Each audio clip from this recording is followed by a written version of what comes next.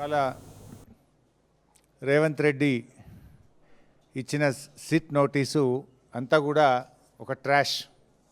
నిజంగా చెప్పాలంటే ఈరోజు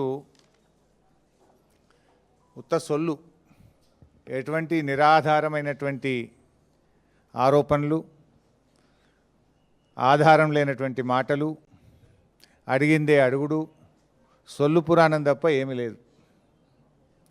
ఒక్క ఆధారం కూడా చూపలేదు.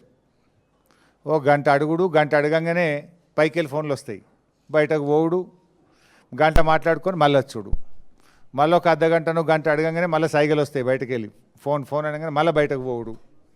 మరి ఆ ఫోన్లు రేవంత్ రెడ్డి చేస్తుండా, సిపి సజ్జనార్ చేస్తుండా నాకు తెలియదు, కానీ ఫోన్లు వచ్చుడు, బయటకు పోయి మాట్లాడు. బయటకు పోయి ముగ్గురు పోతారు, ఇక ముగ్గురు అధికారులు కలిసి అడుగుతూ ఉండ్రి.